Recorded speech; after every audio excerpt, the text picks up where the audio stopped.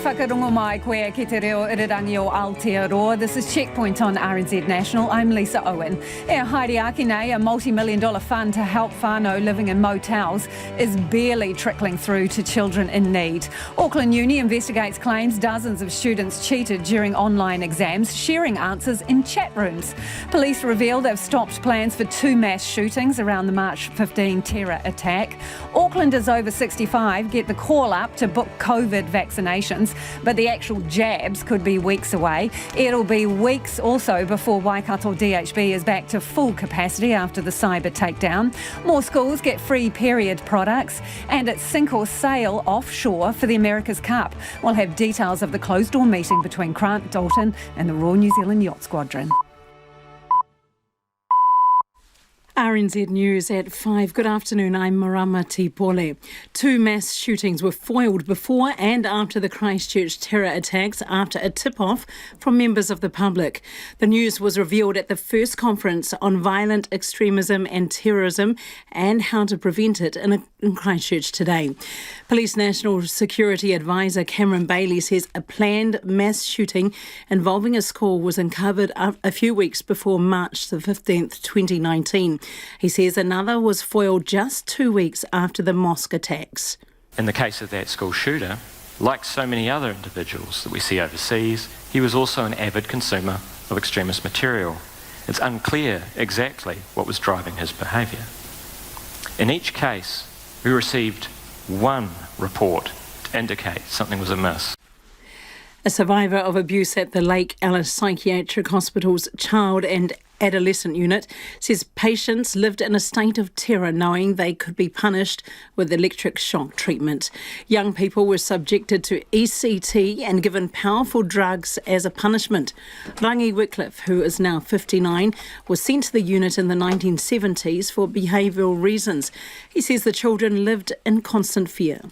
Who were crying, screaming, scratching, banging their heads against the wall, urinating and defecating like little animals, whimpering, calling out to their mums and dads and screaming.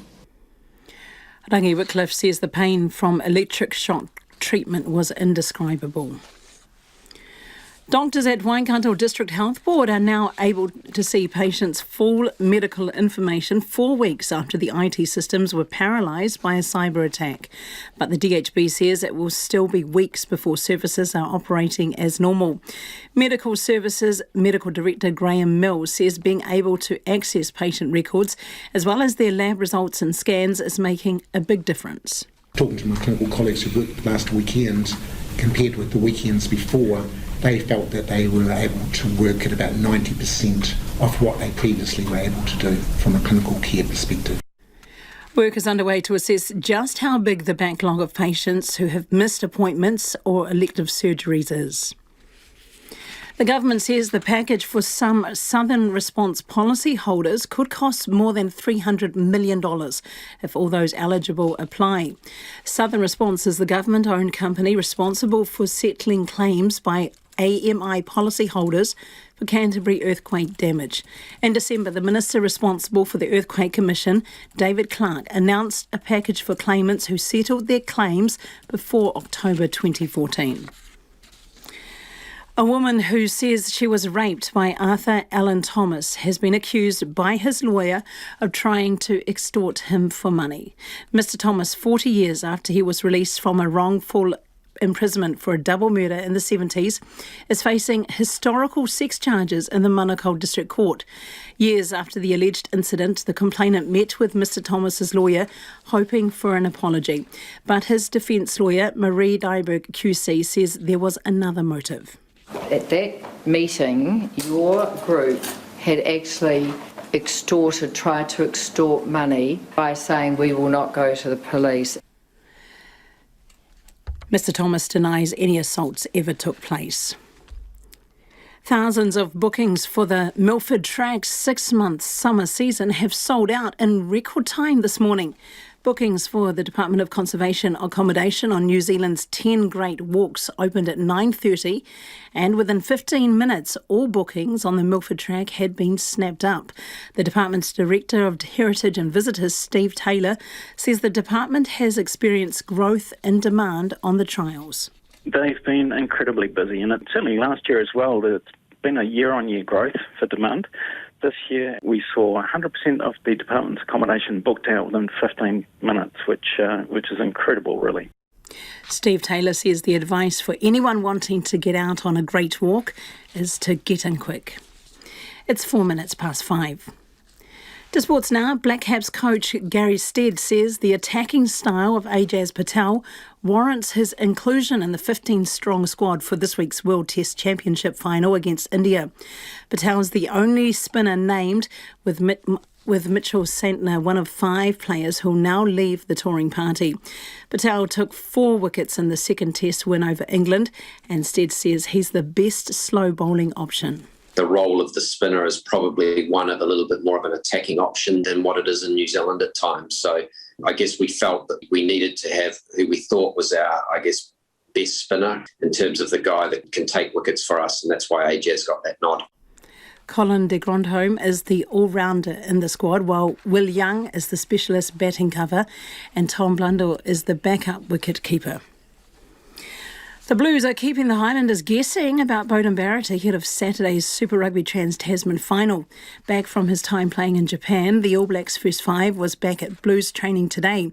Barrett's return also coincided with first 5 Aotere Black limping from the training field after taking a knock to his lower leg. Blues assistant coach Dan Halangahu is staying tight-lipped about the prospect of Barrett stepping in if Black's injury does rule him out of Saturday's final in Auckland. Don't want to say too much. With Aotere, we'll check on Aotere, but at the moment, I think that having Beauden around is a good thing. I'll keep it at that. And that's the news. A first-person perspective. I was able to speak with her a few minutes after the crash, and I could hear some screaming in the background. A lot of people sounded really scared. With the people who make the news. There's a man standing there with a flashlight in my father's eye, my mother clutching him so he doesn't do anything that might hurt the police because it was his home. Up close. Morning reports, weekdays from 6 on RNZ National. Now the short forecast from Met Service to midnight tomorrow. Northland, Auckland, Coromandel and Waikato, showers and fine breaks. Waitomo to Manawatu, including the central high country, showers, possibly thundery in the west today.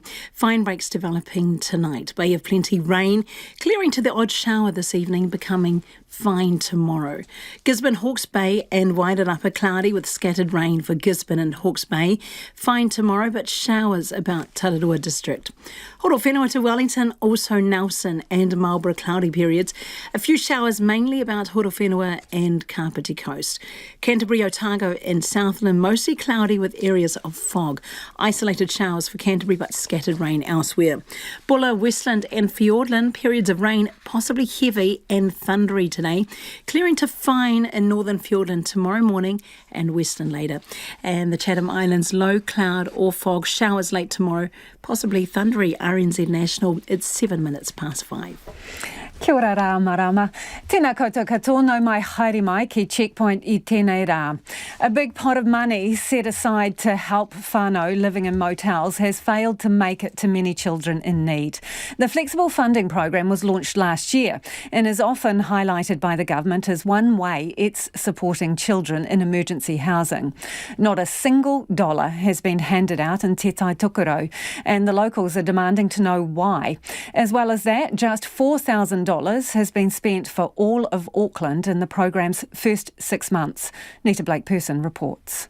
Naranoa Hepi has been living in emergency housing for 2.5 years, this specific whangarei motel for 8 months, with his 3 school-aged children. I hate it.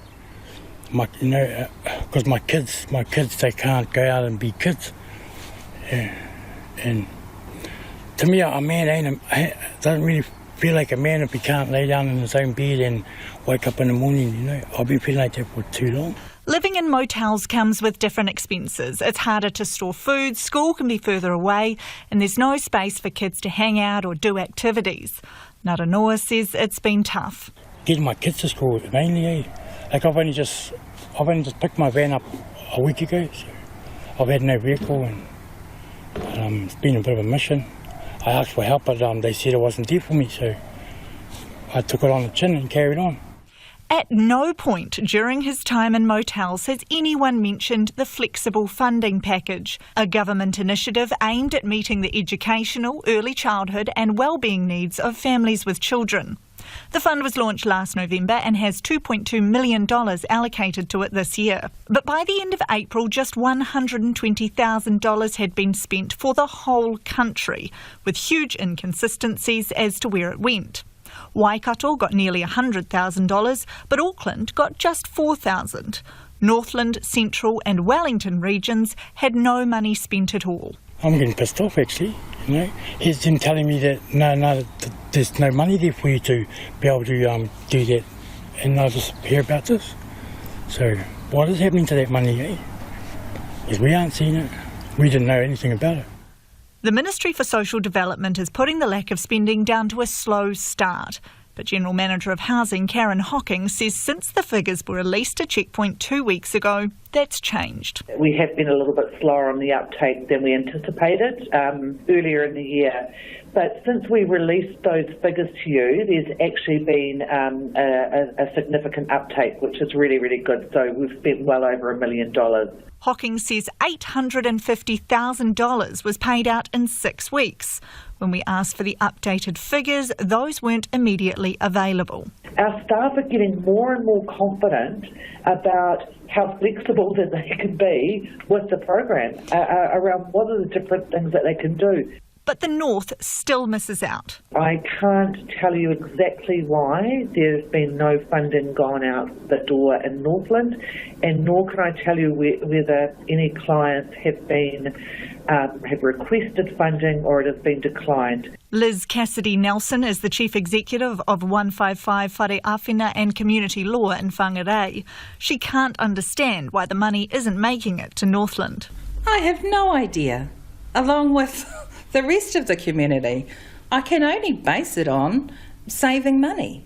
The money was allocated for a reason. There is no excuse and no defence for not spending a single cent in Whangarei or Taitokoro.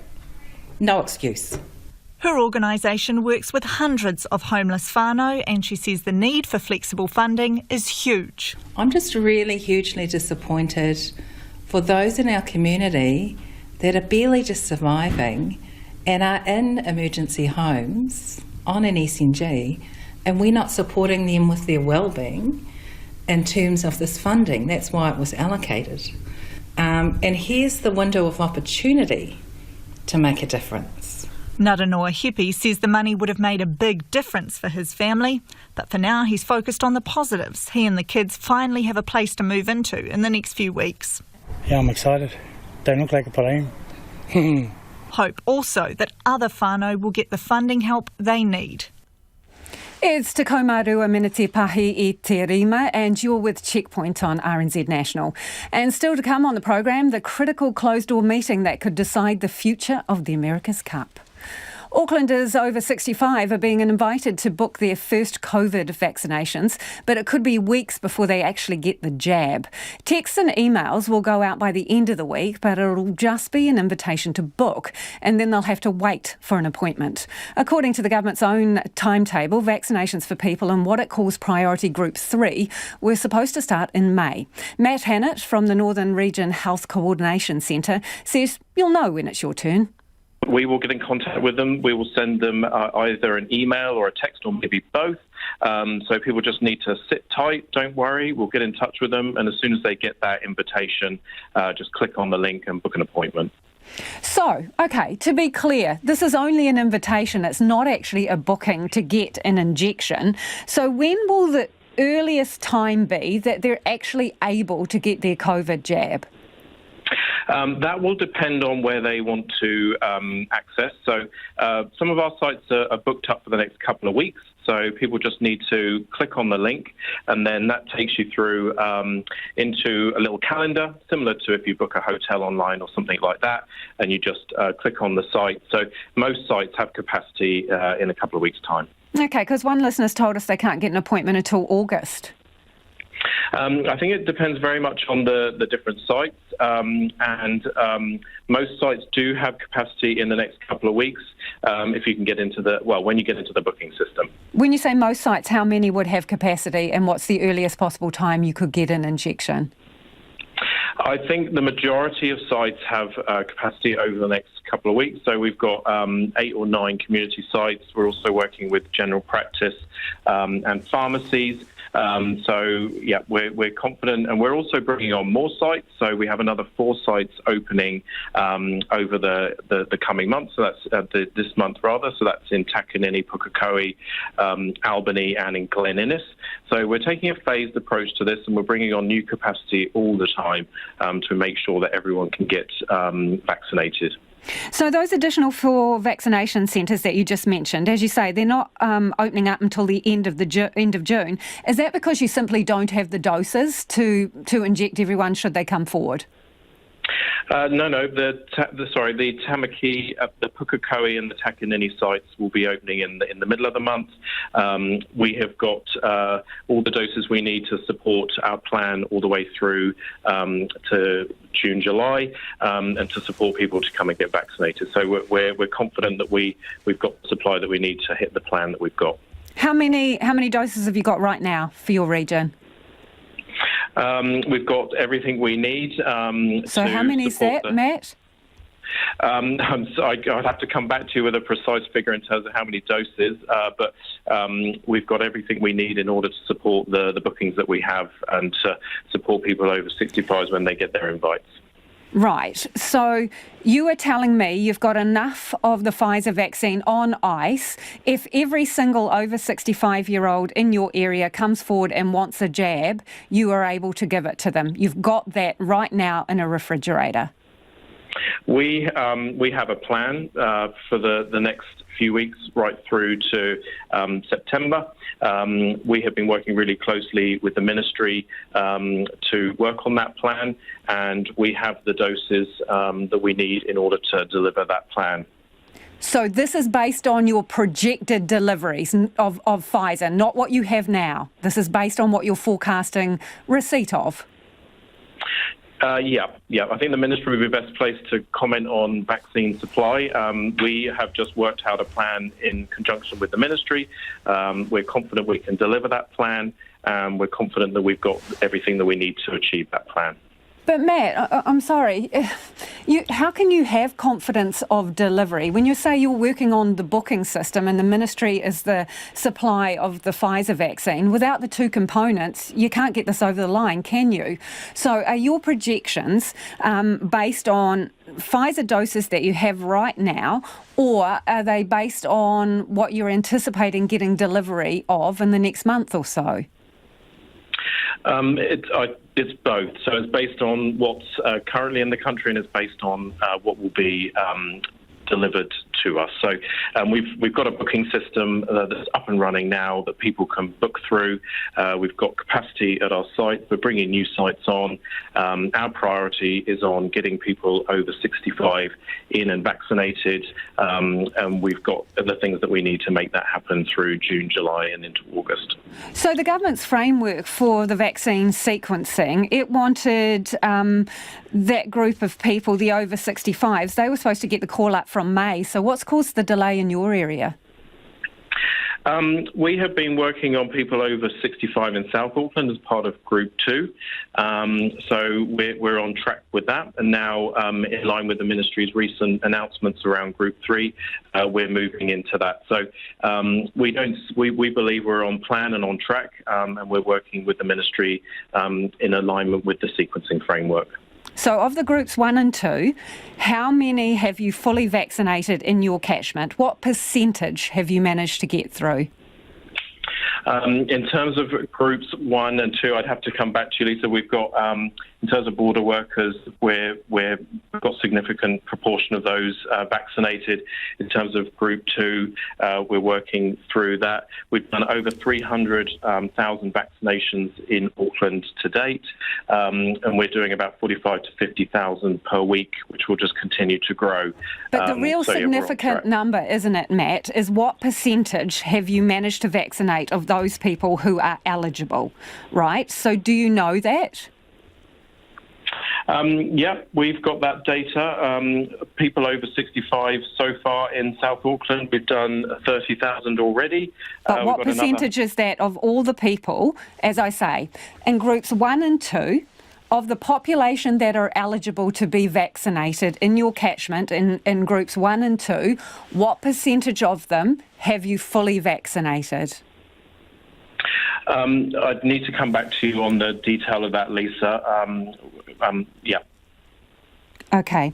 So also in group 3, there are people with underlying health conditions, right? About 164,000 in your catchment. But they're not getting an invite to be vaccinated this week, are they? That's not going to them. Why not? So we're taking a phased approach to this. So we're starting, we've already invited a number of people in South Auckland who are over 65. So we've got another 110,000 people who are over 65 in the rest of Auckland. So but they're group 2, aren't they, Matt? So they were group 2, which you're already supposed to have, well, pretty much got through. Group 3, you are only inviting over 65s, not the people with underlying health conditions of various ages who are also in group 3. When are you going to get to them? Yeah, so we'll be moving on to them once we've got the over 65s invites out. So that's going to be later in June into July. So we're aiming to have all of those invitations out by the middle of July. Again, according to the government's timetable, they were supposed to get the call up in May. What's the delay? We believe we're on track and on plan. We're working closely with the ministry. As I say, there was the recent announcement. So we've just been working through that, and we believe we're working to plan. And that was Matt Hannett. Homai o whakaaro. Love your feedback on this one. Can you please get in touch if you're 65 plus? Have you had the call up to make your appointment? You're supposed to get it this week if you're in the Auckland area. And I really want to hear from you if you've gone online and you're in that age group and tried to book. When is the earliest appointment you can get? You can text us on 2101, tweet us at checkpointrnz, or email checkpoint@rnz.co.nz. If you're 65 in other areas of the country, want to hear from you about your experience as well. Police say they managed to foil 2 mass shootings, one just before and another just after the March 15 terror attack. The news came today in Christchurch at the first conference held in this country on violent extremism and terrorism and how to prevent it. Our reporter Conan Young and cameraman Nathan McKinnon were there.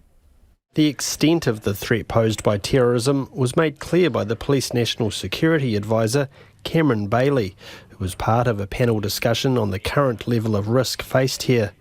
He outlined a planned mass shooting that was uncovered a few weeks before March 15 and another 2 weeks after. The earlier one involved a school. In the case of that school shooter, like so many other individuals that we see overseas, he was also an avid consumer of extremist material. It's unclear exactly what was driving his behaviour. In each case, we received one report to indicate something was amiss. Fellow panellist, Auckland University terrorism expert Dr. Chris Wilson says unfortunately the chances of another mass shooting here are now much higher because of the risk of copycat attacks. The more reporting, the more dramatic it is, and sadly the more casualties there are, the more likely it is that you will see that kind of contagion effect. The greater the numbers and the longer it will last. Chris Wilson notes that following the Columbine school massacre, there were 500 copycat attacks lasting 5 years. Dramatic events, often for people who are suffering from mental illness or some form of psychological disturbance, often has a major impact on them. And we often talk in the study of radicalisation about the combination of personal and political grievance. So they might be going through some sort of form of personal crisis, all of a sudden they see a political cause that they can become part of. The conference heard today that a lone actor using a vehicle, a knife or a gun remained the biggest threat in this country.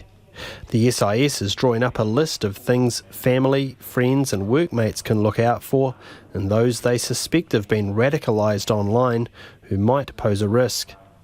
The Security Intelligence Minister, who's also in charge of the response to the March 15 attacks, Andrew Little, says information from the public remains their best tool in preventing another March 15 from happening. It has to be a community response too, so those things that drive people into being willing to accept radicalisation and buy into violent extremist rhetoric online. Actually, it's the environments they live in, the communities they live in, the households they live in, and what we're doing there that is our best response to prevent that from happening. A number of the bereaved, injured and witnesses to the March 15 attack were at the conference. Ahmed Jahangir, who in September will undergo yet another round of surgery on his badly injured shoulder, says the conference shows the government is committed to preventing a repeat. However, he's disappointed that over the 2 days, nobody from the Christchurch Muslim community is due to speak. And after what happened here in Christchurch, there are many Muslim leaders who should have been in that panel. I believe I was quite surprised to see there's no one from Christchurch in the panel who's speaking here. Andrew Little says Muslim groups were consulted on the makeup of the various panels and victims were approached to see if they wished to attend the conference. He notes the Hamilton-based Islamic Women's Council is hosting a session tomorrow called What Hate Feels Like Now. A critical meeting tonight could decide whether all hope for the next America's Cup on home waters is sunk. Team New Zealand boss Grant Dalton selling his vision for the race to the Royal New Zealand Yacht Squadron behind closed doors at their headquarters. And that could include taking the challenge offshore, potentially to Europe, with a one-on-one race against the British team, Ineos. And on Thursday, the 3-month exclusive negotiation period for the government and Team New Zealand to agree on hosting arrangements expires. Professor of Sailing at AUT, Mark Orams, reckons it's crunch time. What Grant Dalton will be presenting is that the reality of the squadron, the Royal New Zealand Yacht Squadron, and its defender, Team New Zealand, to be competitive in the next America's Cup means that they need a lot more cash than he's been able to get on the table out of the New Zealand government, the Auckland Council, and the New Zealand sponsorship environment.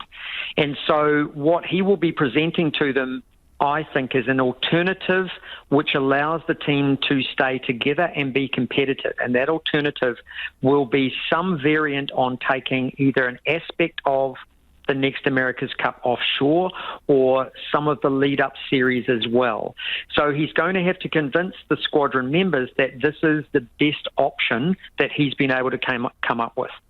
And what do you think the squadron will think about taking it offshore? I think the vast majority of the members will be adamantly opposed to any proposal to take the Cup away from New Zealand and Auckland, because the major motivation for the formation of Team New Zealand in the first place back in the 1990s and subsequent challenges has been to get the Cup to come to Auckland, New Zealand, the city of sails. And the squadron membership have been highly invested in that, as have the wider New Zealand public. So they'll find any proposal to take the next America's Cup away from Auckland a very, very difficult thing to stomach. However, what Grant Dalton will point out is that we have a very important lesson that we must remember, and that's 2003. We were not able to retain our successful team from 2000. We lost many of those important team members to international challenges, and they came down here and took the Cup away.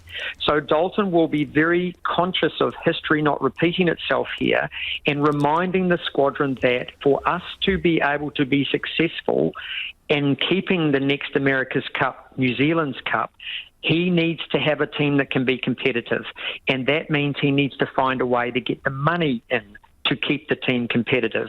So that's the task he's going to have to convince the squadron membership of. And where do the New Zealand public come into this? Because, Mark, you can imagine that potentially the prospect of going offshore will go down like a cup of cold sick with ratepayers who have, stumped up money via their rates for the facilities and the government contribution, and then the prospect of this sort of being spirited offshore.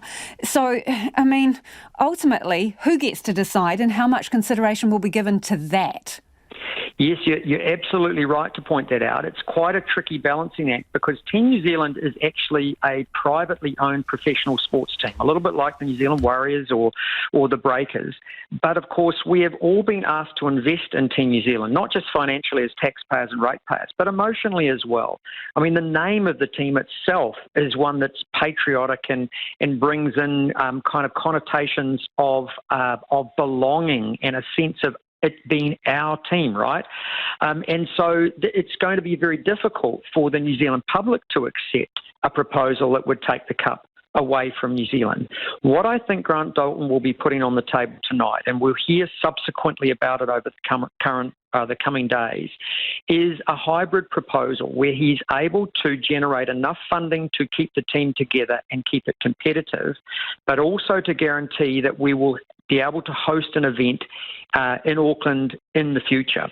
So I suspect that what Grant has been working through is a way where we can have those two very difficult things brought together. One, how do we have a team that can stay competitive so that it can potentially successfully defend the cup? Two, how can we actually ensure that we have an opportunity to host this event here in Auckland in the future and all the benefits that come from it? So that's the dilemma that Grant Dalton and his team has had, and that's what they'll be trying to sort of put forward as a way forward to the squadron membership this evening. Mark, bottom line though, who gets to decide? What if Grant Dalton doesn't convince the squadron?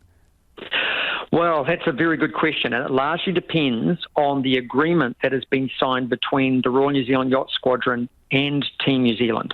And if that agreement, which would have been signed quite some time ago, cedes the authority, the decision-making authority to Team New Zealand to make the decision, then it's very difficult for the squadron to actually challenge that.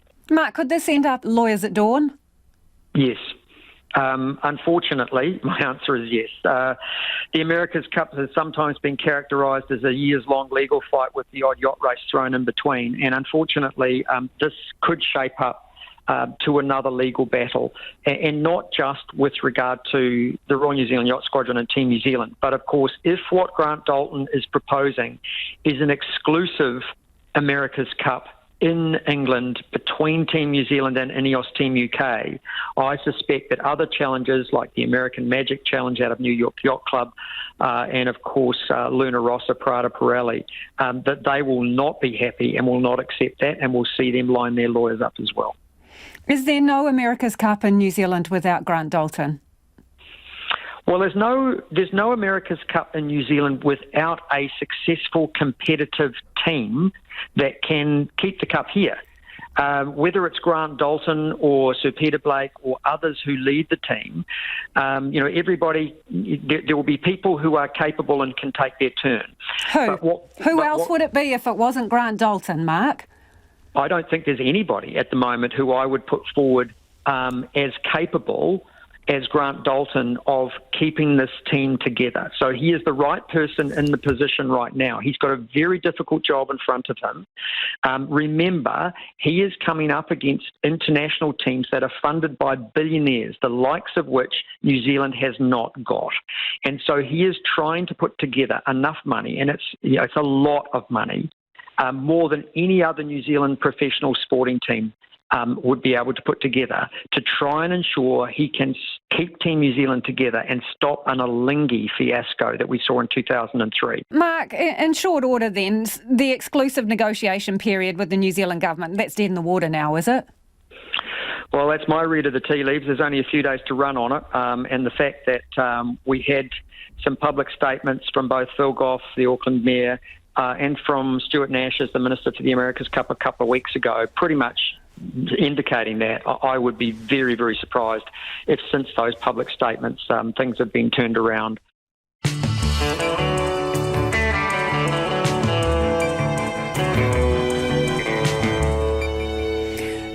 te iwi e haere ake nei I our checkpoint. Waikato DHB warns it could be weeks before its systems are back up and running after the cyber takedown. Wellington faces the struggle of protecting its character versus the need for more housing. And get your boots and scroggin ready, the great rush for the great walks. Homai o whakaro, don't forget to get in touch about anything you've heard on the program this evening. Getting a lot of feedback from you about the vaccination rollout, so do get in touch. Text us 2101, tweet us at Checkpoint RNZ or email checkpoint@rnz.co.nz. It is Ruatakoma Ono Miniti ki te ono. Time now for the headlines with Marama. Thanks, Lisa. 2 mass shootings were foiled before and after the Christchurch terror attacks after a tip-off from members of the public. The news was revealed at the first conference on violent extremism and terrorism in Christchurch today. Police National Security Advisor Cameron Bailey says a planned mass shooting involving a school was uncovered a few weeks before March 15th, 2019. He says another was foiled just 2 weeks after the mosque attacks. Funding to help whānau living in motels has failed to make it to many children in need. The flexible funding program was launched last year, but documents released to Checkpoint show not a single dollar has been paid out in Tai Tokerau, and just $4,000 had been spent for all of Auckland in the first 6 months. Just $120,000 of the $2.2 million fund had been spent at the end of April. Fewer than half of the older South Aucklanders who are prioritised to receive COVID vaccinations have had them. The government's rollout schedule put about 70,000 South Aucklanders over 65 in priority Group 2 because the area is at higher risk.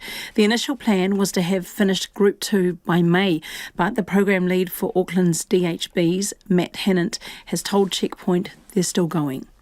Doctors at Waikato DHB are now able to see patients' full medical information 4 weeks after the IT systems were paralysed by a cyber attack.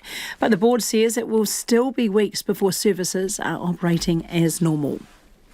Fog is forecast to blanket Christchurch again tomorrow after it disrupted flights across the South Island today. It forced the cancellation or delay of a number of flights in Dunedin, New Plymouth and in Christchurch today. Thousands of bookings for the Milford Track's 6-month summer season have sold out in record time this morning.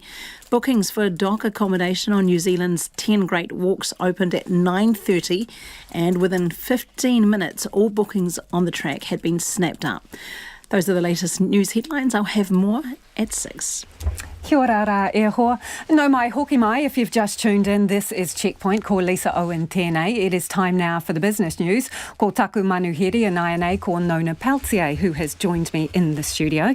Nona, the house market continues to run pretty hot despite, every effort to cool it down. So what's continuing to push the prices up? It's a lack of supply. According to the Real Estate Institute's latest survey of house prices and so on, only 15,000 homes were for sale last month. Only 15, that's nationwide. 15,000, yeah. So as a result of that, competition for those homes was fierce, driving up the prices a seasonally adjusted 25%. It's an increase. 25. Yep. Yeah. Okay. Yeah, these are big numbers, right? We're like, oh, wait, I'm going to give you another one. So the price between this past May, like last month, and the year before is $200,000 in terms of a median price. So it's now a whopping $860,000 is the median national house price, compared with $620,000 just a year ago. Big numbers, as you say. These are big numbers. Okay, and maybe not so big numbers, but still, an adjustment upwards. Let's talk about food prices. What's going on? Well, the price of food is on the rise, and you know what? According to statistics, it's been on the rise now really for the past 3 years. So we rose 0.4% in the month of May over the month before, and as well 1.8% over the year. Now, over the past 3 years, we were up 6.5%. Okay. And so this is just a march forward on food prices. If you notice that your budget is not going as far, you'd be right. Any particular standouts? There are. Okay. Yes, I know you'd be excited about that. Yeah, so vegetable prices rose 3.4%, primarily led by tomatoes and capsicum. Okay, you wait for all the text telling us that a tomato is a fruit, by the way. But well, anyway, it's not my fault. No. I didn't call it a I'm not the one who classified. It's classified as a vegetable, according to statistics. Right, so they're gold, write to them. Write to them. Don't write to us. Yep. Yes, that's right. Anyways, look, the price rose 17%. Now, I know, look at the look on your face. And believe it or not, in April to May, so in April, the prices doubled over March. And again, in May, 17% up on that already rising price.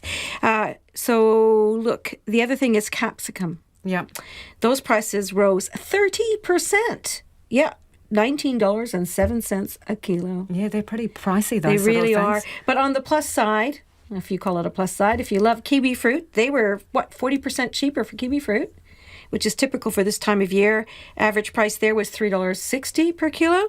And mandarin prices, if you like your mandarins, well, they fell 26% to a weighted average price of $5.02 per kilo. Okay. So overall, food prices definitely, there were other things that, added to the overall rise, and that included meat, poultry, soft drinks, and takeaway meals. Thanks, Nona. Let's go to the markets now, shall we, for a quick trot around This those time I numbers? have it right. Okay, good. Okay, good. Well, look, we were talking about the market being relatively flat for some time. Suddenly, it rose more than 1% today. That's a gain of 134 points to 12,696, and that was led mostly by the big heavy hitters, Fisher and Paykel Healthcare, A2 Milk, and Main Freight. The New Zealand dollar, steady. That's ahead of the U.S. Federal Reserve meeting that gets underway overnight. It's a 2-day meeting, and there's a lot of concern about what that's going to come back, because are they going to be dovish, meaning that things stay the same, or hawkish? Maybe inflation is now something they can't be looking through. So we're at 71.5 US cents, 92.8 Australian, and 50.7 pence. Should be an exciting week. Thanks, Nona. Nona Peltier with news there.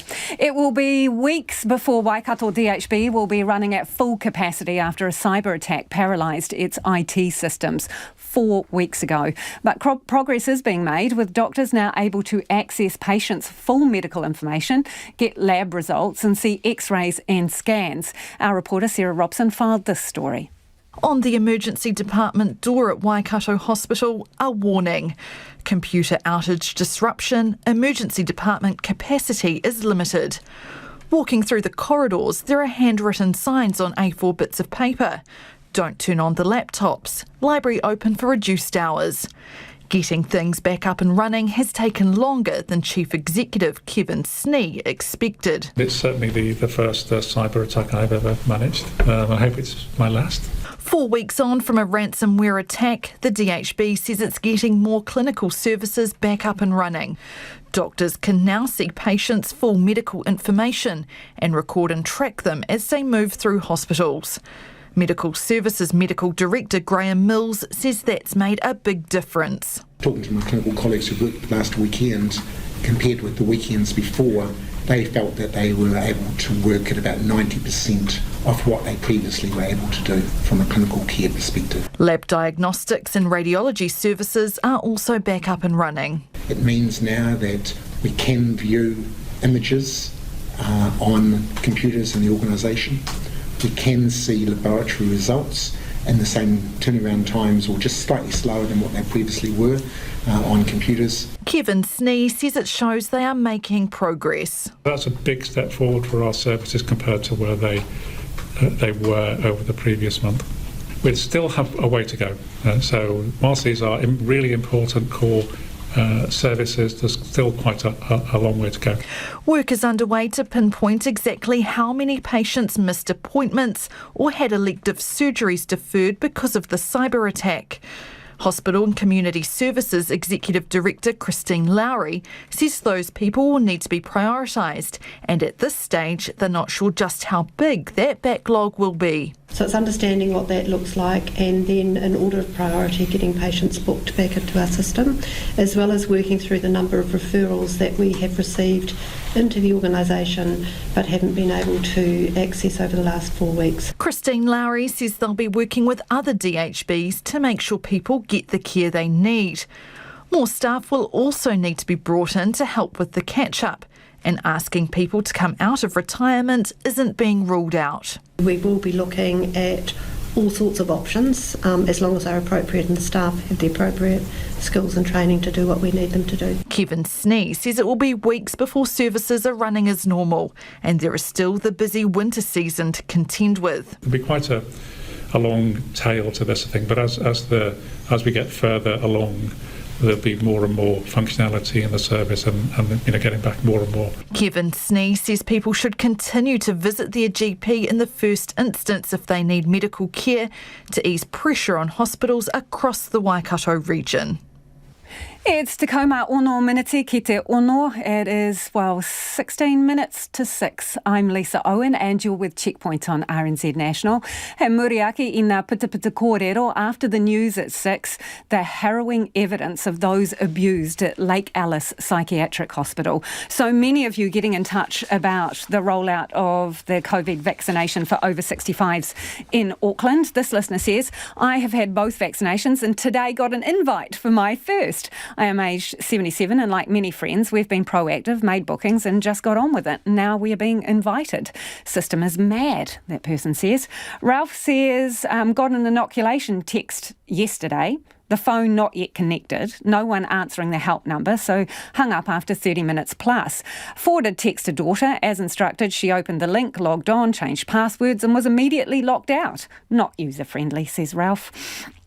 Sarah's got in touch to say, I am immune compromised. I called the COVID line at doctor's advice.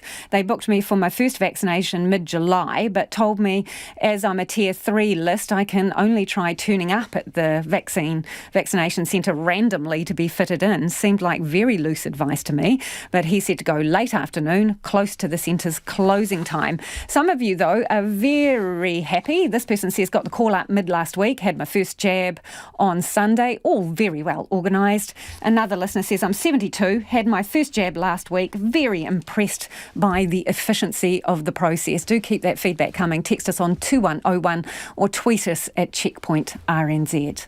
10 people have died in Fiji after testing positive for COVID-19, but only 4 had their deaths attributed to the coronavirus. The Health Ministry says 6 patients died from existing chronic conditions they had while being admitted at the country's main hospital in Suva. However, this has raised some concern among Fijians who are now calling for an explanation over what constitutes a COVID-19 death. RNZ Pacific's Christine Ravoy reports. According to the WHO, a COVID-19 death is when it has caused or is assumed to have caused or contributed to a patient's death. The exception is where there is a clear alternative cause of death that cannot be related to COVID, such as trauma.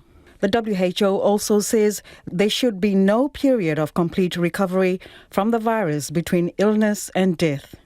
Fiji's head of health protection and the person in charge of COVID-19 testing in the country, Alicia Sau-Khan, says the 6 patients had died at the Suva hospital since an outbreak there on June the 1st. It's more towards the disease that they were admitted for in the first place. So this could be things hypothetically like congestive cardiac failure. So they're having heart failure already and then they die. Or chronic renal disease where their kidneys are failing because of long-standing diabetes, for example. So this is what the clinicians look at, and we follow the WHO criteria as well. Dr. Sau-Khan says Fiji's average case count per day, 60, is higher than both Australia and New Zealand. She says despite this, there has not been a corresponding increase in severe cases and deaths yet in Fiji. This is looking at an average of 7 days. So our test positivity per day, looking at over an average of 7 days, it's a better measure to see what the trend is. So we started very low. It's about 0.2% of all our tests per day were testing positive. And now we've come up to 2%, which is high. The government continues to resist calls to completely shut down the main island of Vitilevu, saying this would only cripple the economy. But epidemiologist Professor Michael Baker of Otago University says the Fijian authorities need to take decisive action now if it is to get control of its COVID-19 outbreak. It depends on what their overall strategy is. If they want to return to an elimination position, I think they need to act very decisively now. And that actually offers a much better route back to economic recovery than trying to suppress the virus and live with it. The Deputy Secretary-General of the United Nations, Kani Wignaraja, has completed talks with Fijian officials to minimise the ramifications of the pandemic there. It was really an exploration, a conversation with leadership of the country to see where is that, what can we do more to support, where is that vision, the planning for not just a normal or a usual recovery, but one that is truly can withstand some of these multiple shocks. Fiji now has over 800 active cases in isolation, and the Health Ministry says most of them are contacts of known patients and clusters. Health Secretary James Fong says this is useful for containment purposes because the ministry knows where to target lockdowns. But he says the sheer number of daily cases is a concern, and they expect numbers to rise. Calls to eliminate period poverty are finally being answered by the government. The first rollout of free period products in schools began today at Auckland Girls Grammar. This follows a pilot program run for 15 Waikato schools last year. Now, all schools are included nationwide. Reporter Louise Tanuth and camera operator Nick Monroe filed this report.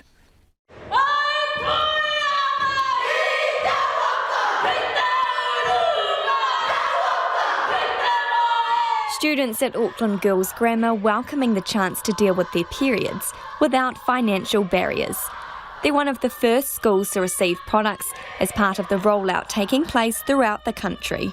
Principal Nairi Ashmore jumped at the chance to get on the list. We've got 1,100 girls here. Their parents and their whānau sacrifice and commit and invest in coming here, and just to have access to products free, it will save them so much money in the long run. Associate Minister of Education Jan Tinetti was there to signal the start of the program, which will cost $25 million over the next 3 years. She explains it's been a long process. Well, there's been lots of groups that have been pushing for this for a long time, including me as a previous school principal in a low decile school. This has been something that principals and interest groups have been pushing at for a long time.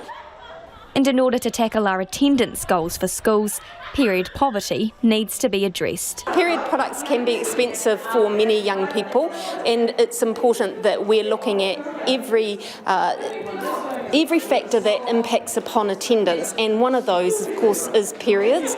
We've seen that. We've seen it from principals who have told us that, from families that have told us that, also data that can tell us that. So this will make that big difference to those young people. She's hopeful it'll eliminate the idea that periods are taboo. When I was young, you kept it very quiet and you didn't talk about it, and there was a sense of shame that went with it. We're in 2021. This is a time when we need to be celebrating the fact that 50% of our population menstruate. That taboo culture is something head girl Jane Fasivalu has experienced firsthand. My culture, it's not a topic that we often talk about, and I wasn't aware of this until I came to the school into year 9. And I know for my friends, if we don't track the menstrual cycle, moments when it comes, it becomes an emergency. And I know a lot of my friends don't come to school as well when there's a shortage of supply, or they feel too uncomfortable to go to the nurse. But she's thrilled to be progressing and making that time of the month less of a burden. There is, period poverty going on, and I think it's amazing now that we're finally addressing it and we're finally moving on it. Other students echo this enthusiasm. It's extremely needed, as I always come prepared to school. I bring some pads to school, and girls always come up to me and ask for some. And if I run out, then that's a big problem.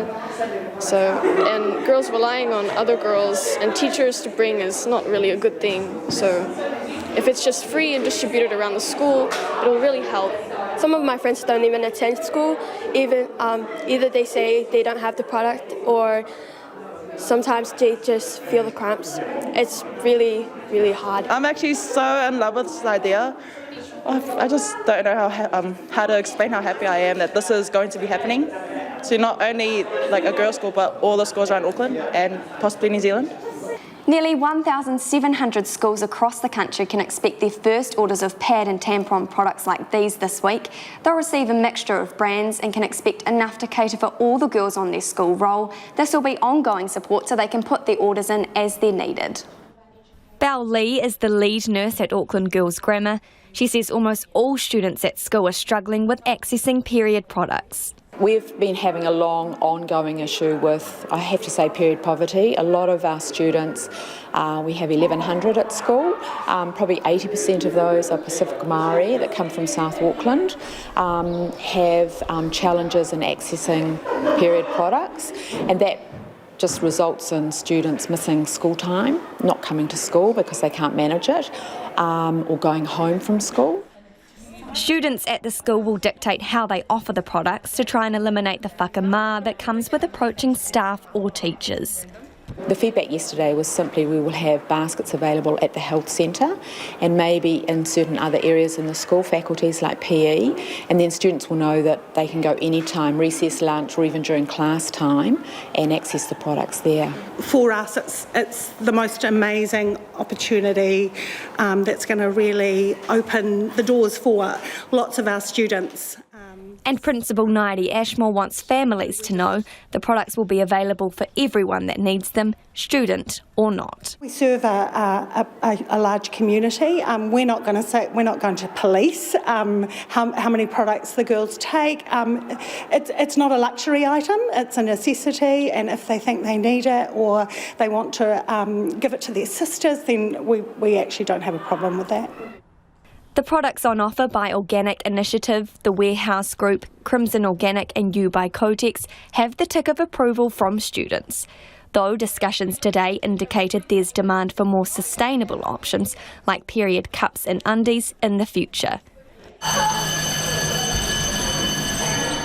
For now, everyone's looking forward to regular deliveries through the school gates. It took just 15 minutes for the Department of Conservation's accommodation on the Milford track to fill up for the entire 6-month season this morning. Tourism operators hope it's a sign there's light at the end of the tunnel after floods in February 2020 marked the beginning of a tough 18 months. And as our Otago Southland reporter Timothy Brown reports, there's no need to feel left out because those who didn't secure a spot have plenty of options to visit Fiordland. Unprecedented. That's how the Department of Conservation's Director of Heritage and Visitors, Steve Taylor, describes the situation those handling bookings faced this morning. Really, we've seen some unprecedented demand on the Great Walks, particularly for the Milford track, which I think in previous years at this stage we would have seen about 95% of the track being sold out. This year, within 15 minutes, it was completely sold out. That's the entire Great Walk season on the Milford track, from late October until the end of April next year, gone in minutes. The Hifi and Rakiora also went on sale today. New Zealand's other 7 Great Walks will be offered tomorrow and Thursday, but Mr Taylor says, based on the evidence, those keen should get in quick. There are about 6,700 people making online bookings in that first 30 minutes. So the demand is incredible. These are outstanding experiences, great landscapes, breathtaking waterfalls, rainforest, and the trips for a lifetime. So it's inevitable that some people will miss out, but that's how we manage the quality of the experience and minimise the impact of people in these areas. It's music to the ears of the area's tourism operators. Fiordland Historic Cruises manager Adam Butcher says the coming Great Walk season will be make or break for many. We're at a point now where it's just a numbers game. At some point, if the numbers don't change in our favour, then operators will not be able to continue like they've expected, perhaps. So this coming season is critical, more than perhaps has been made known. Mr Butcher says he's picked up work as a tradie because while the customers have stopped, the bills haven't. Fiordland Jet's co-owner Chris Adams says the boost is severely needed as things couldn't be worse than they are right now. Last year was actually not all bad because once people had got out of lockdown, Kiwis started travelling. This year they've done a lot of their travelling in the summer and they're obviously waiting to see what happens in Australia, maybe travel there, or they've spent their money and they're sitting at home for winter or waiting for ski season. Mr Adams says compounding their pain is a lack of staff. He's concerned when visitors do show up, smaller operators may not be able to capitalise. We need more workers. As for the tourism minister saying we don't want backpackers coming in, I think it's the silliest thing he's ever said. The first 300 planes need to be full of backpackers that want a holiday and work, because we're desperate for them. Chris Adams says the government and the Department of Conservation in particular needs to do more to support operators over the quiet season. He reckons utilising the area's great walks as cycle tracks over those periods would be a good start. For those who missed out on docks accommodation on the Milford track, there are still options. Ultimate Hikes General Manager Noel Saxon says they have spots available on their guided tours. At this stage, we've limited ourselves to a shortened season and just 5 days a week, but we've got the ability to open that up again should this Trans-Tasman bubble be successful, and that's looking very positive at the moment. But still got plenty of space on both the Milford and Routeburn, but those spaces are selling pretty quickly as well. The nearby Humpridge track is hoped to become New Zealand's 11th Great Walk in the next couple of years, so there's further light at the end of the tunnel. But things are still darker than many operators would like. Time for your feedback just before the news at 6. Stuart's got in touch to say, I was invited to make a booking. This is for the COVID vaccination. And the earliest I could get a jab by offering to go anywhere was 10 July. Listening to that chap you just interviewed made my skin crawl. He was simply not telling the truth. The system is drastically short of vaccines. The delays are long, 1 to 2 weeks. Well, Stuart says phooey to that. This person from Christchurch says, 88-year-old father with cancer. No sign of an invite here. RNZ News at 6. Good evening, I'm Marama Tipole. The Ministry for Social Development admits it's been slow off the mark in handing out money to help whānau living in the motels. The flexible funding program was launched last year, but documents released to Checkpoint showed just $120,000 of the $2.2 million fund had been spent at the end of April.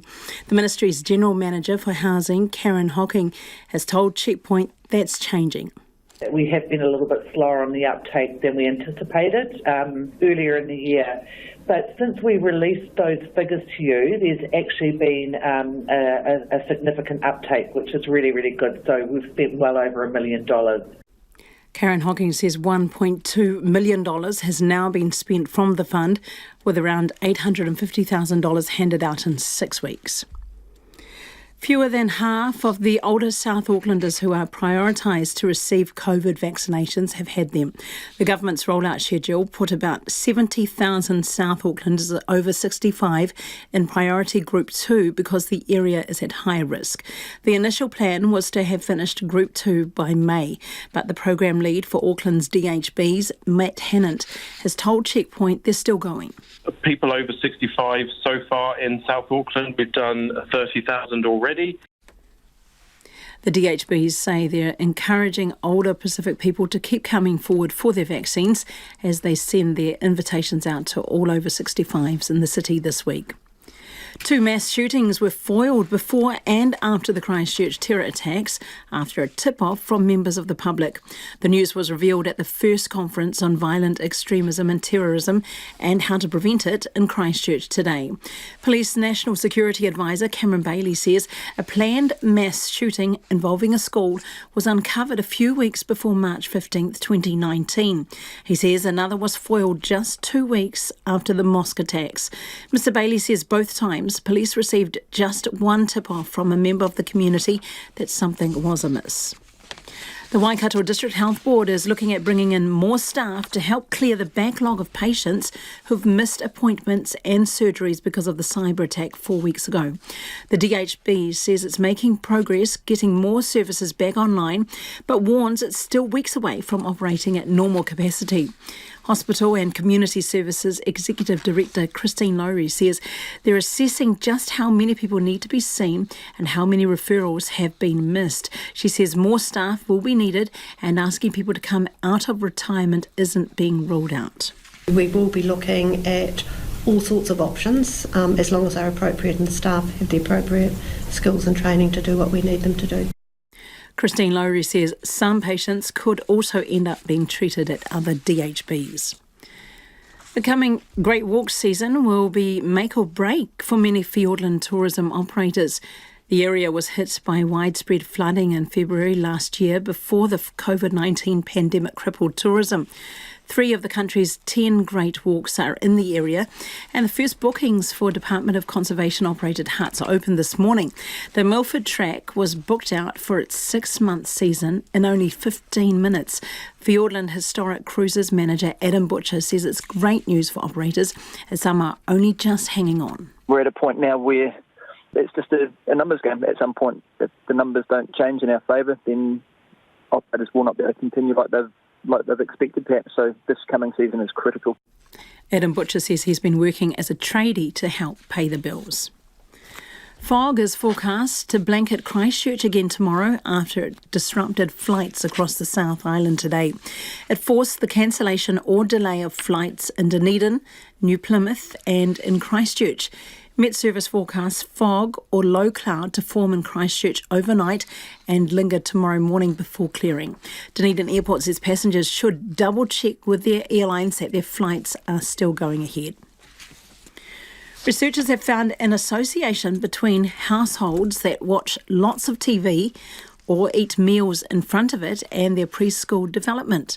2 recent studies as part of the Growing Up in New Zealand series looked at how much TV preschoolers were watching and how it affected them.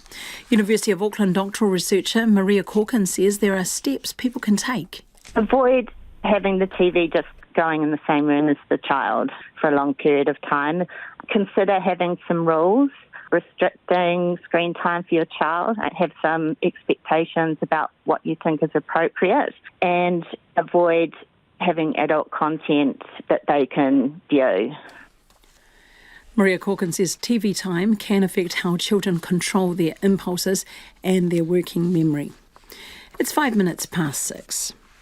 To sports now, New Zealand have cleared captain Kane Williamson and wicketkeeper BJ Watling to play in the inaugural World Test Championship final against India, while retaining Ajaz Patel as the specialist spinner in the 15-strong squad.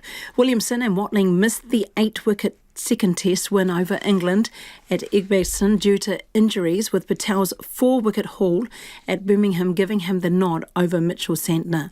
All-rounder Colin de Grandhomme has been retained, with Will Young providing specialist batting cover and Tom Blundell the reserve wicket-keeper.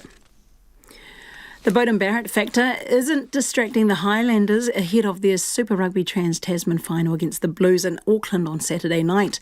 The Blues are keeping the Highlanders guessing about whether Barrett may come into the squad as injury cover now that he's back from a stint in Japan. But Highlanders' first 5 Mitch Hunt is unfazed. If he is. You know, it's good on them for getting him out there. But I think we focus on ourselves and it's our 3rd time playing and it's 1-1, so if he's there, so be it. Young Warriors back rower Josh Curran has re-signed with the Auckland NRL club until 2023. The 22-year-old has played just 6 first-grade games for the club, having signed with the Warriors in 2019. And English forward Gary Hooper is returning to the Wellington Phoenix on a 2-year deal. Hooper played in last year's A-League football season before heading to India. And that's the news. Tonight on Nights, Trevor Reeke's Worlds of Music features the work and words of recording impresario Nick Gold and his love of African music. And our economist Brian Easton reviews last month's budget, considers the practicality of unemployment insurance, and maybe answers a question or two on our options for cutting greenhouse gas emissions. On Nights with me, Brian Crump, after the news at 7 on RNZ National. Now the short forecast from Met Service to midnight tomorrow: Northland, Auckland, Coromandel and Waikato. Showers and fine breaks, Waitomo to Manawatu, including the central high country. Showers possibly thundery in the west today, fine breaks developing tonight. Bay of Plenty, rain clearing to the odd shower this evening, becoming fine tomorrow. Gisborne, Hawke's Bay and Wairarapa, cloudy with scattered rain for Gisborne and Hawke's Bay. Fine tomorrow, but showers about the Tararua district. Horowhenua to Wellington, also Nelson and Marlborough, cloudy periods. A few showers mainly about Horowhenua and Kapiti Coast. Canterbury, Otago and Southland. Mostly cloudy with areas of fog, isolated showers for Canterbury, but scattered rain elsewhere. Bulla, Westland and Fiordland, periods of rain, possibly heavy and thundery today, clearing to fine in northern Fiordland tomorrow morning and Westland later. And the Chatham Islands expect showers late tomorrow, possibly thundery. RNZ National, it's 8 minutes past 6. Thanks, Marama. No mai hoki mai. If you're just joining us, this is Checkpoint. Ko Lisa Owen tēnei. Cheating by Auckland University students could undermine the integrity of some courses and results, according to one student body. Auckland University is investigating claims dozens of students cheated in online exams by sharing information via a chat room. Due to COVID, the varsity has largely moved to online unsupervised exams, with students having to tick a declaration saying they won't get unauthorised help or share the content of the assessment, and the work that they are submitting is their own. President of the New Zealand Union of Students Associations, Andrew Lessels, explains how answers were allegedly shared. So it appears that in one program at Auckland University, students engaged in sharing information about exams, engaged in a Discord chat, supposedly sharing answers and sharing their responses to an exam that was held online. There was a complaint to the university from a student who bore witness to this, where 38 students, I believe, were involved in this particular class and were in this chat. And it appears that they used that as a way to share answers and circumvent academic integrity. What program was it? I'm not actually aware of which program it was at Auckland University. I understand it was a degree-level program, and it is only the one program that we do have any student feedback of regarding this. So were they basically using an online chat group or similar to pass information back and forward? Yes, it does appear that there were some students in this individual class that were engaging in this. It doesn't appear to be, judging by the number of students that were claimed to be in this chat, as compared to the size of most university programs, it seems like quite a small subset of students, a very small cohort that were engaging in this. But it is extremely disappointing nonetheless. With online exams, then, I mean, what undertakings does the university get from students about, being honest? Well, academic misconduct is something that universities have always had challenges with. Academic misconduct is something that is always reinforced by institutions, but a lot of the guidelines and a lot of the processes that underpin academic integrity within universities and tertiary institutions are years or decades old. They simply weren't designed with online examinations in mind, and it is really hard to ensure academic integrity on online invigilation and online exams. Right, so it's easier to cheat, Andrew, now that we're got all these digital means in order to look up information and pass information back and forth. Unfortunately, it does seem that there is a small subset of students who do find it easier to commit academic misconduct now that we are in an online environment. It is more difficult for institutions to invigilate students when they are doing exams without breaching the privacy of students or doing incredibly intrusive things like monitoring their individual computer and their eye movements. It is much easier to invigilate in person, and all the regulations that outline how institutions do this were written decades ago, so they simply weren't written with online exams in mind. Andrew, as you understand it, were students to take the test, or did they take the test at home on their own computer? You log in, you take the exam, you're not supposed to look at any reference materials, and they're just relying entirely on your honesty to complete it in the time allowed. Yes, it does seem like Auckland University were using an entirely trust-based model of online examination, where students did have to go through a checklist that they agreed to the university's academic integrity policies, and they agreed to uphold the academic quality of the institution. But for a lot of students, phrases like academic integrity and phrases like academic misconduct, they never truly explain to students. So a lot of students really don't know what those phrases mean. Now, should they just say don't cheat? I think that institutions need to be a little clearer around what students can and can't do in an online environment. I think that a lot of the policies and guidelines that were written simply don't match up with the experiences students have with online exams. Are you allowed to open a chat? Are you allowed to, what are you allowed and aren't allowed to do? And I think that there's been a learning experience for both staff and students in education in the COVID environment where we do have online examinations, because there is not enough clarity for students around how they do this. The trust-based model does work for the majority of students, but unfortunately there are a subset of students who are abusing that, and I think they would abuse any trust-based model, some students, which is a very unfortunate reality. I understand what you're saying about being clear around rules, but if we just stop and think about it for a moment, in all honesty, Andrew, opening a chat conversation where you have 38 odd people, that's like sort of getting up in an exam room and having a shout out to everyone around you and saying, does anyone know the answer to 2B? Isn't it the same thing? Yeah, unfortunately it is, yeah, and it is really unfortunate that a small group of students have done this and have sort of tarred all students with the same brush that students are using online exams to cheat, because I don't think that's the reality we have. So what does that do to the integrity? What does that do to the integrity of courses and qualifications, exam results? Unfortunately, it does ask some big questions around what integrity of programs is like. If we have things like competitive entry for second-year courses and we have exams that have huge weightings on them, there is the unfortunate reality that some students who did complete this honestly and fairly may be hindered by the fact that other students did cheat. So it is a real issue that is simply not good enough, and that's one of the challenges that institutions have had by shifting to online examinations. Auckland is quite an outlier this year. It is committed to having all exams online, regardless of what COVID alert level we are at, and it's the only institution that's done that. It's quite an outlier. Other institutions during COVID had some experiences of possibility of the challenges that online exams provide and decided to back away from the idea somewhat. But Auckland has stuck with it, and I think that is the trust-based model that they were running has shown itself to have some flaws.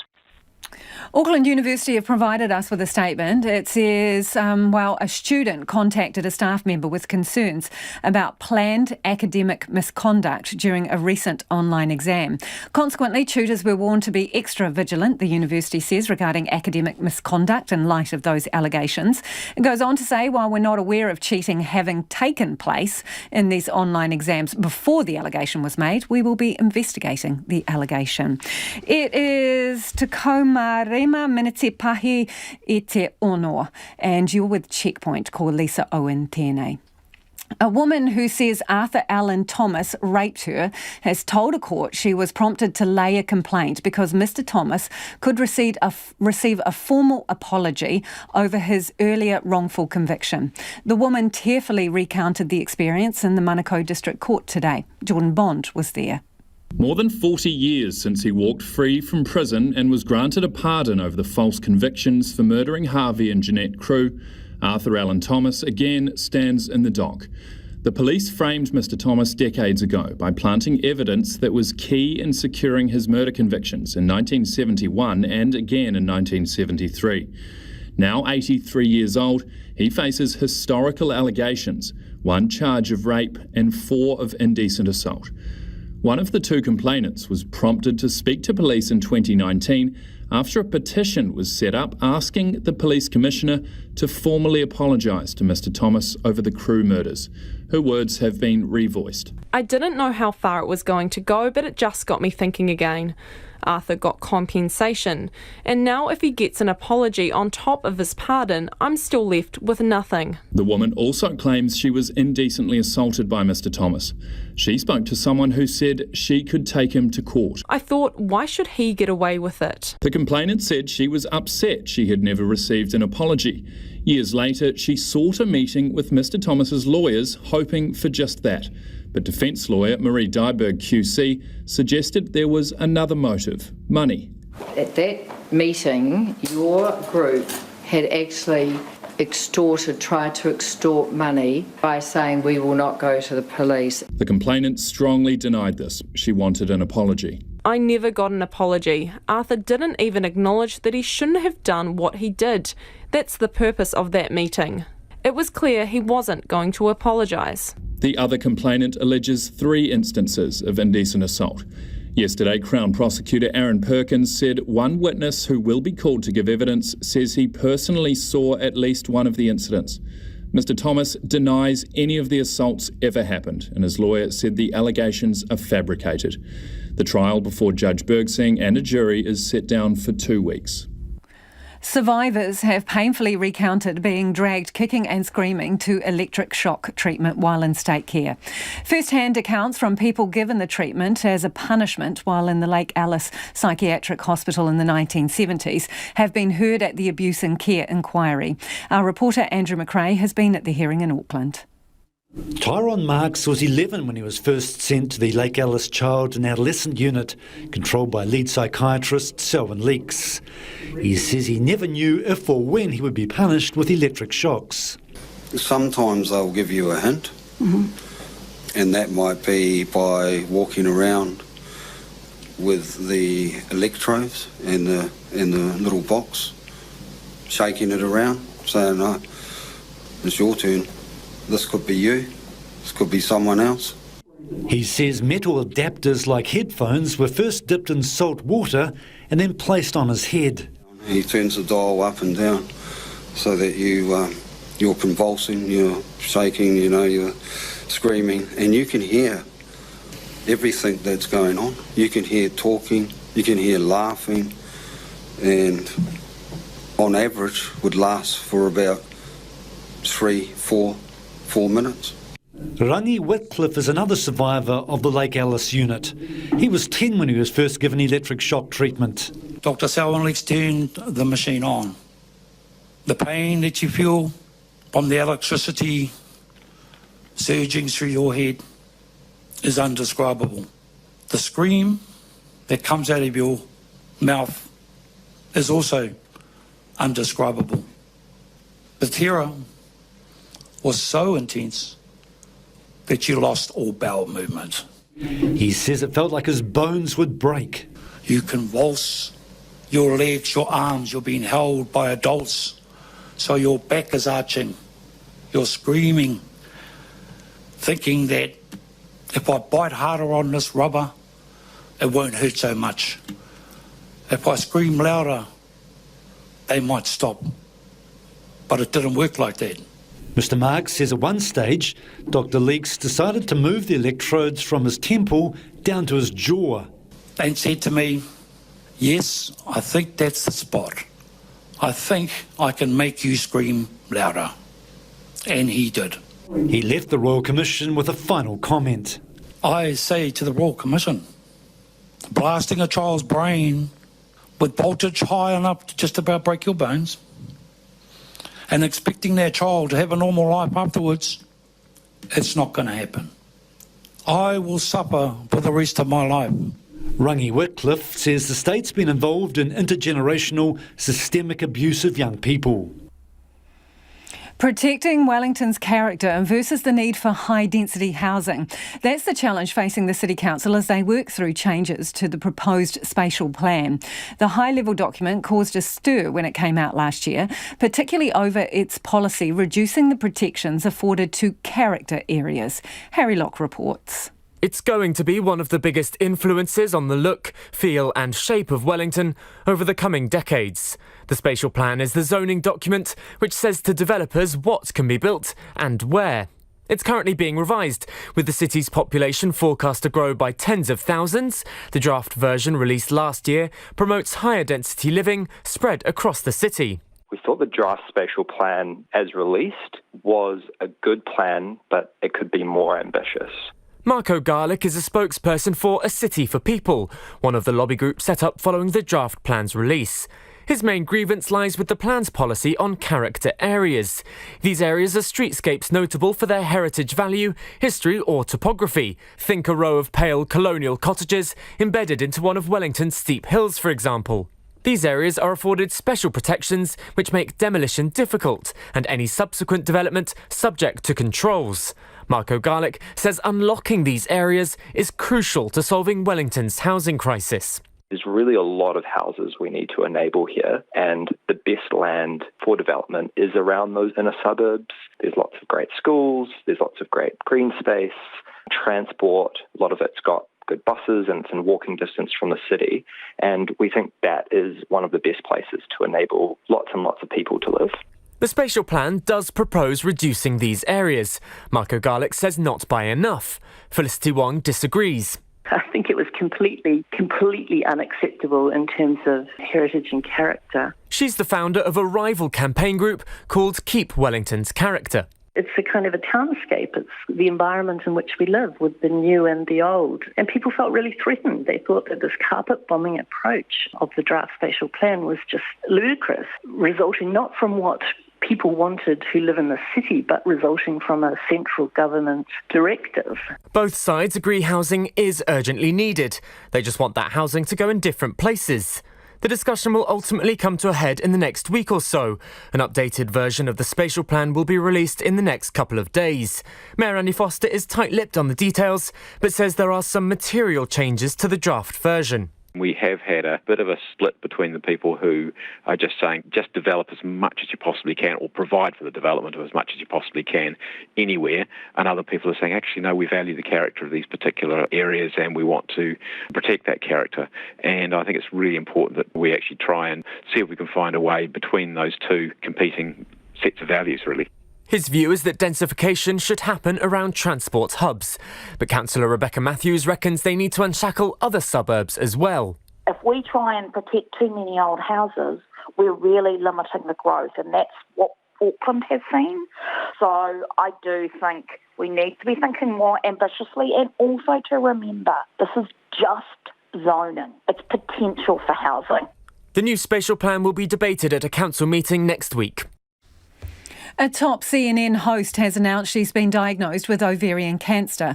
Christiana Mampour, CNN's chief international anchor, revealed she's already had major surgery to remove the cancer and is undergoing several months of chemotherapy. She's been off air for about a month but returned today to say this from her home in London. I'm Christiana Mampour, back in the seat from London. I want to first thank Biana Golderiga and the whole team for holding down the fort so well over the last 4 weeks, which have been a bit of a roller coaster for me. Because during that time, like millions of women around the world, I've been diagnosed with ovarian cancer. I've had successful major surgery to remove it, and I'm now undergoing several months of chemotherapy for the very best possible long-term prognosis, and I'm confident. I'm also fortunate to have health insurance through work and incredible doctors who are treating me in a country underpinned by, of course, the brilliant NHS. I'm telling you this in the interest of transparency, but in truth, really mostly as a shout out to early diagnosis, to urge women to educate themselves on this disease, to get all the regular screenings and scans that you can, to always listen to your bodies, and of course, to ensure that your legitimate medical concerns are not dismissed or diminished. So that's my news. Now let's get to the news. Philanthropist and businessman Sir Ian Edgar is being remembered for his selfless generosity and his wicked bowling arm. Sir Ian died yesterday afternoon from cancer at the age of 76 in his Queenstown home. The many organisations he gave to are remembering the man who made connections wherever he went. Tess Brunton reports. The causes and organisations Sir Ian Edgar was involved in or donated to are many. One of his friends, businessman Sir Ian Taylor, says he was a giver. It's wonderful seeing the contributions he's made, and I think the real big thing for Ian would be that he still had a lot to give.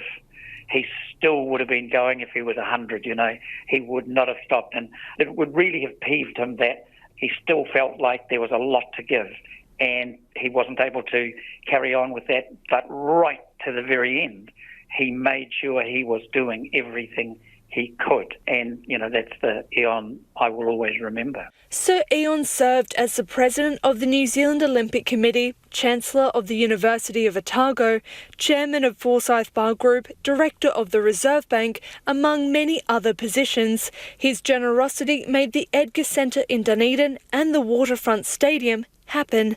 Sir Ian was knighted in 2009 for his services to education, business and sport. But despite his many commitments, Sir Ian Taylor says he made time for his friends. I'm only 4 years younger than he is, but he always used to call me young fella. Even last week, I get this call, young fella, I've got this idea about the sports museum. Just step back and say, I'm just 4 years younger than you, mate. But that was his thing. I was always the young fella. and he always had time. You'd run into him in an airport, you'd run into him anywhere, or just out of the blue, you'd get a phone call because he'd thought of something else that he thought should be done, and he was going to make sure it got done. Sir Ian Taylor says his company, Animation Research, wouldn't have gotten off the ground if Sir Ian hadn't believed in their vision and backed them. His long-term friend and iconic artist, Sir Graham Sidney, remembers Sir Ian in his university days, already an influential man who wore tweed jackets and smoked a pipe. While he was relatively privileged, he had a powerful motivation for the greater good. This was never a man that you would think of as being in any way selfish. He was the exact opposite. He was generosity. And that notion of the greater good, I think, pervaded his life.